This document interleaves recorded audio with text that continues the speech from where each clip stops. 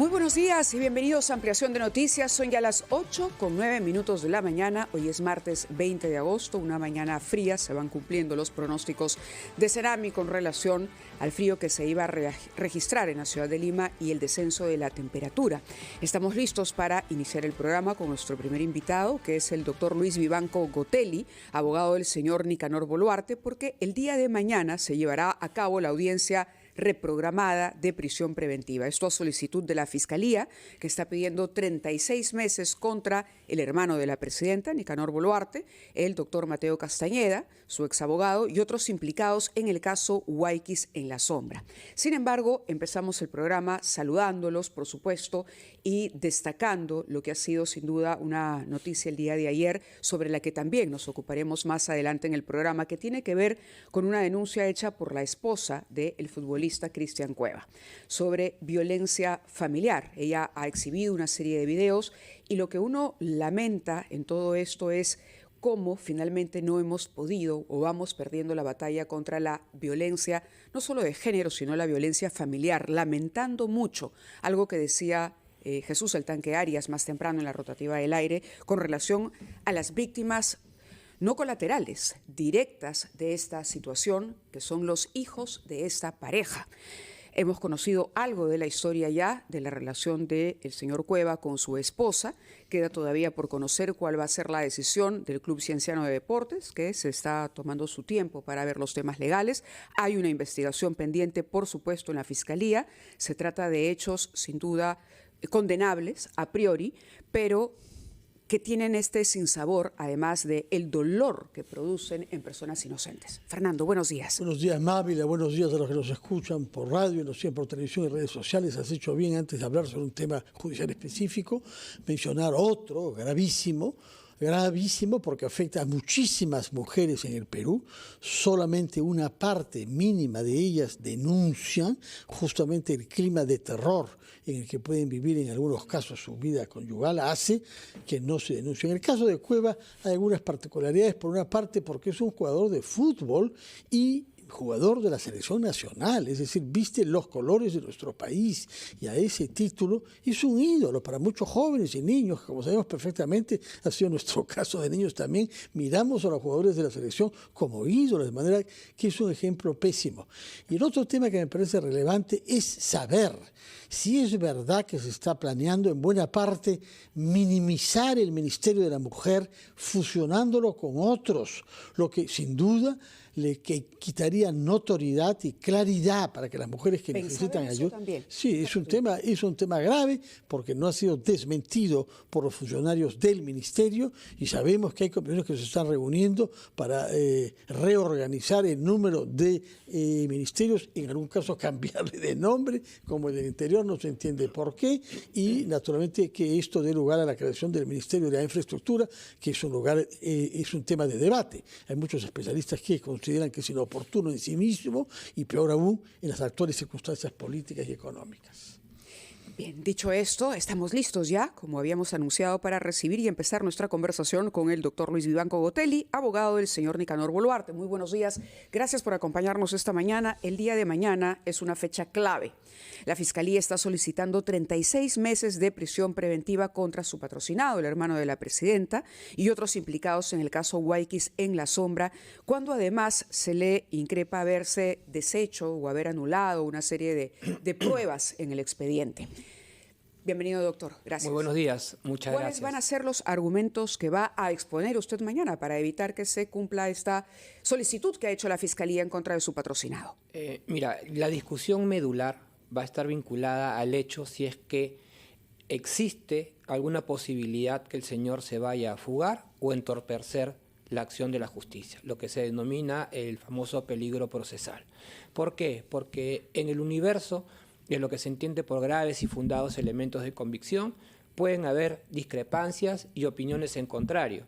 Para mí estamos frente a indicios que no se van a poder corroborar, sumada a la declaración de un colaborador eficaz que por más reveladora, periodística, política, penalmente, no constituye un elemento. ¿Se está refiriendo a la declaración de Víctor Hugo Torres Merino? Sí, colaborador eficaz cuya identidad ha sido develada, por cierto. Sí, amigo de la presidenta y de Nicanor Boluarte. Amigos, por supuesto, eso en ningún momento se ha negado. Hay una relación efectivamente de cercanía, de amistad antigua, y este señor ahora es colaborador eficaz. Y digo ahora porque en el pasado él ya había declarado en la carpeta, en el mes de enero me parece, con una versión absolutamente contraria, opuesta a lo que está diciendo ahora. Cuando no era colaborador, precisamente, ¿no? Exactamente, exactamente. Algo ha pasado en el interín. Bueno, él se dio cuenta quizá que habían razones graves, que más le convenía ponerse a resguardo él. Es lo que yo lo que entiendo, o sea, desde mi posición personal, es que el señor lo que está haciendo es cautelar su libertad.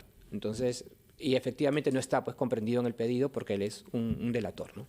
Ahora, nos ha hablado usted de dos de los requisitos para que la prisión se haga efectiva, pero ¿qué nos dice sobre el fondo de la acusación? Que no tiene naturalmente que ver directamente con las precisiones que ha hecho usted sobre que no hay peligro de fuga ni de obstrucción a la justicia. Sobre la acusación en sí misma, es decir, el haber creado una organización criminal para aprovechar el poder político que tenía por ser hermano de la presidenta para obtener beneficios y desarrollar, entre otras cosas, su propio partido.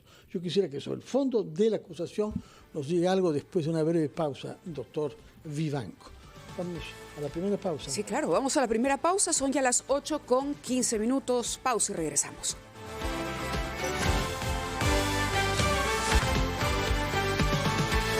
El día de mañana tendrá lugar una audiencia, la primera de una serie sin duda, en la que se verá el caso del señor Nicanor Boluarte, el hermano de la presidenta Dina Boluarte, y otros imputados en el caso llamado Huayquis en la sombra. Se refiere a actividades que se habrían hecho al amparo del poder político para obtener beneficios personales y partidarios. Del señor que está con nosotros, el abogado Luis Vivanco, sostiene que probará que no se reúnen las condiciones para imponerle, como la Fiscalía solicita, una prisión preventiva. Pero dicho esto, quisiéramos saber cuál va a ser su defensa sobre el fondo de la acusación, que tiene que ver con el hecho de haber creado una organización criminal amparado por sus relaciones con el poder político. ¿Cuál es su posición sobre ese tema de fondo, abogado Vivanco? Vea, yo parto de la base que estamos frente a dichos o indicios que no han sido corroborados, y en la medida que no hay una corroboración, no puede ser utilizados como un insumo para privar de su libertad a una persona. Y lo segundo es lo que yo ya había adelantado, ¿no? Estamos frente a una persona que tiene casa, tiene familia, tiene trabajo, tiene arraigo económico y no ha llevado a cabo ninguna conducta que nos haga suponer que se va a escapar o que va a entorpecer.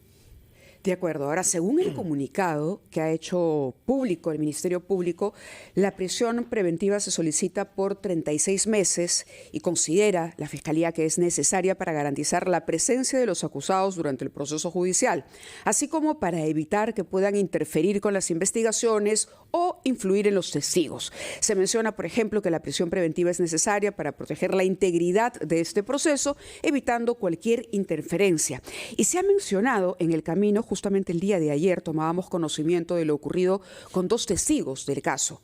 No sé si usted ha tenido información o acceso sobre lo ocurrido con los hermanos Martín e Iván Ciucho, que dicen haber recibido una serie de amenazas por testificar contra el ex abogado de la presidenta, en este caso el doctor Mateo Castañeda, que a su vez forma parte del mismo expediente de su patrocinado.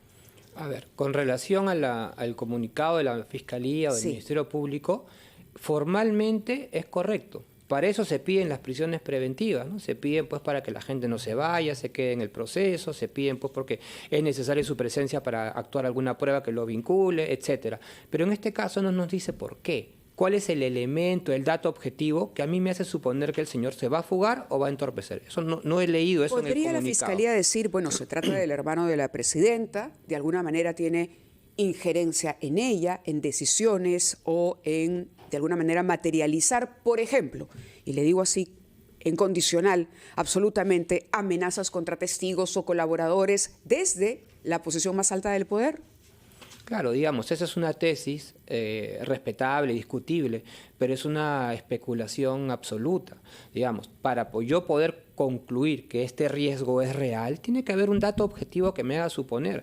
Y el señor Nicanor no tiene pues ningún contacto en esos términos con coimputados, con testigos, etcétera. Y si él tuviera algún nivel de influencia o de poder, yo hubiera demostrado que a través de algún acto que eso es así, y no ha sucedido. Por otra parte, esta denuncia de la Fiscalía está enfocada en el concepto de organización criminal. Y como lo había ya adelantado Mávila Huertas, estamos ante un tema cuya definición legal ha sido modificada por una ley recientemente. Cuéntenos, por favor, qué implicaciones va a tener, qué consecuencias va a tener todo el debate que ha habido en torno al concepto de organización criminal en las últimas semanas. A ver, es verdad, ha habido una modificatoria hace unos días, la semana pasada, que básicamente incluye dos conceptos vinculados al definir qué es una organización criminal. En primer lugar, que los delitos que comete la organización criminal sean aquellos que tienen una pena superior a los 6 años. Entonces, se eleva la pena de los delitos vinculados. ¿Eso se cumple en este caso, parece, no? No, en este caso no se cumple. No. Eso es lo primero que no se cumple, porque al señor Nicanor Boluarte le están imputando tráfico de influencias y un cohecho, me parece, que no superan los 6 años. Eso es lo primero. La pena no supera los 6 años. Estoy seguro porque puede imponerse una prisión preventiva de 3 años cuando la pena no supera los 6. No, a ver, la prisión preventiva se impone frente a la comisión de delitos que tienen de 5 años para arriba. Esa es la prisión preventiva. Lo que discutimos nosotros es la configuración de la organización criminal. Y para que haya una organización criminal, ahora, a la luz de la modificatoria, los delitos que comete la organización criminal deben ser graves, es decir, superior a 6 años de pena privativa de libertad. Y en este caso, los delitos que supuestamente habría cometido mi patrocinado en el marco de esta organización no superan los 6 años de pena privativa de libertad. Ahí hay un primer punto que discutir. Sería una organización criminal que no ha cometido delitos graves a la luz de la modificatoria de la semana pasada. Se ha denunciado que el señor Boluarte ocultó, suprimió, destruyó pruebas. Según la Fiscalía, durante el allanamiento a su oficina, por ejemplo, los cajones del escritorio estaban vacíos, se había borrado todos los mensajes que lo vinculaban, digamos, en comunicaciones de ida y vuelta con Mateo Castañeda a través de WhatsApp y Signal. Esa es una conclusión absolutamente abusiva, ¿no? Sin sentido, además. Yo la verdad no entiendo cuál es el objeto, ¿no? Quizás fortalecer un pedido de prisión preventiva que no tiene sentido. Pero si hallaron eso y los fiscales que entraron a su domicilio, claro, si hallaron eso, documentación destruida. No, nadie ha encontrado documentación destruida, eso es mentira. Acá estamos diciendo que porque encontraron 2 cajones vacíos se han destruido pruebas, y eso es una conclusión que no tiene ningún antecedente pues lógico objetivo. Han encontrado un montón de cosas, han incautado computadoras, celulares, USBs, documentos, ¿celulares agendas. Con los mensajes borrados? Los mensajes están borrados porque la aplicación tiene la misma aplicación se puede programar para eso, y cómo uno gestiona sus mensajes es asunto de cada uno, pero está el registro de todas las comunicaciones que él ha tenido. Es decir, yo puedo saber con qué personas ha o no ha conversado porque está el registro. Si alguien quiere destruir algo, no borra una conversación, pues desaparece el teléfono, y este no es el caso. Se le reprocha a su patrocinado haber impuesto el contrato en el Estado de algunas personas vinculadas a él o a su partido. ¿Qué dirá usted sobre este tema, sobre esta acusación específica durante las audiencias? Que es absolutamente falso, y no hay tampoco ningún indicio, más allá del testimonio, el dicho del señor Torres, que lo vincule con alguna contratación o una interferencia en la contratación de alguien. Yo lo que creo es que la Fiscalía ha debido ser un poco más acuciosa en el procedimiento de corroboración de estas imputaciones. No es fácil, o sea, es fácil decir, se contrató a alguien, se interfirió para que contraten a alguien. El señor Boluarte nunca interfirió, aconsejó a su hermana, conversó con algún funcionario público para intermediar en la contratación de alguna persona. No, nunca. ¿Nunca? Nadie. ¿Ningún Nunca. prefecto, ningún Nada, subprefecto? Nada, a pesar cero. de toda la información que ha sido ventilada. Cero. La información que ha sido ventilada básicamente pasa por la declaración del colaborador y un testigo más o menos que están en esa línea. Pero los registros, por ejemplo, de las asambleas en el partido, etcétera, etcétera, las declaraciones de las personas que fueron convocadas para cubrir esos puestos. Las personas que fueron convocadas tendrán que explicar cómo las contrataron. Por eso yo decía, no son contrataciones que se hagan a dedo. Todas las contrataciones en distintos niveles tienen que ser objeto de un procedimiento específico. Eso es lo ideal, pero no es lo que sabemos ocurre en la realidad. Está clarísimo que durante el gobierno de Pedro Castillo se utilizó el nombramiento de prefectos y subprefectos de manera política, a modo de crear una portátil. Okay. Pero por eso, investiguemos. ¿Por qué no analizamos, no investigamos los detalles del procedimiento de contratación de cada una de esas personas? Los distintos niveles de funcionarios que han sido contratados tienen procedimientos específicos que en algún caso implican hasta el ministro del sector. Todas las personas involucradas en ese procedimiento de contratación han declarado y la respuesta es no. Y tendrían que declarar y tendrían que dar alguna luz de ilegalidad. O sea, todos, en el caso de los prefectos y subprefectos, todos cumplen con el perfil. Todos personalmente han presentado sus papeles al ministerio y han sido objeto del procedimiento. Todas las personas vinculadas han participado y han dicho que no ha habido ninguna irregularidad. Entonces, en esa línea no podemos imputarle algo al señor Nicanor Boluarte porque no tiene nada, no tiene una relación directa con ese tema, más allá de las referencias del colaborador o algún testigo. Que no es poca cosa. Ahora, usted habla sobre un colaborador, que no es poca cosa lo que dice el señor Torres Merino, y algún testigo. ¿Está seguro que solamente es un testigo más? Porque usted, algún testigo hay algún testigo. Yo digo algún testigo porque no hay una evidencia concreta, directa, que vincula al señor Nicanor Boluarte con alguna contratación irregular. Eso no existe. Un WhatsApp, Dice que hay un testigo. No, hay testigos que dicen pues que no lo vinculan directamente al señor, sino dicen pues que fueron favorecidos, qué sé yo, ¿no? En esa línea está creo que hay un señor Berrú, me parece, ¿no? O 2 o 3 en esa línea, pero no, eso es todo. Doctor, queríamos aprovechar, Sí. Doctor Vivanco, que usted está aquí con nosotros para responder este tema, para preguntarle su opinión rápidamente sobre la noticia que comentábamos al inicio del programa, la denuncia que ha hecho la esposa del jugador Cristian Cueva. ¿Cuál es su lectura a partir de la información que se ha hecho pública, incluyendo los videos, por favor? Es lamentable. Es lamentable, creo que hay una agresión que es evidente, incuestionable, innegable. Y desde mi posición, yo creo que esta acción merece una respuesta. O sea, tiene que haber una consecuencia en la que tenemos que vincularnos todos. O sea, no solamente la institución deportiva donde el señor trabaja, sino todos los comunicadores, los abogados, las personas de la sociedad, tenemos que vincularnos a esta respuesta porque no podemos normalizar la violencia. Lamentablemente nos hemos convertido en una sociedad violenta. La violencia se ha institucionalizado, la vemos todos los días en todos los niveles. Y este nivel de violencia específico hacia una mujer, hacia tu esposa, tu familia, tus hijos, es inaceptable. ¿Y qué consecuencias penales podría tener si se confirmaran los hechos que han sido denunciados? Y naturalmente se tomaran como evidencias los videos que muy desdichadamente hemos visto, particularmente uno en un ascensor, ¿no? A ver, lo primero que tendría que haber es una medida de protección para que se disponga pues el alejamiento y el aseguramiento de las víctimas, y luego tendrá que transcurrir pues un proceso penal por violencia, por agresión. He leído por ahí que hablaban de un feminicidio, tentativa de feminicidio, pero tentativa es lo que dice la abogada, en este caso que patrocina a la señora. Claro, eso es equivocado. Acá no existe una tentativa de feminicidio. Tendríamos que nosotros haber visto, o tendría que existir, de repente existe, yo no lo sé, una situación que haya creado un riesgo suficiente para poder comprometer la vida de la señora. Y yo lo que he visto es una agresión. Pero al parecer ha habido una tentativa de ahorcar, ¿no? De claro, ahorcar, como dicen. Ahí habría que ver, ¿no?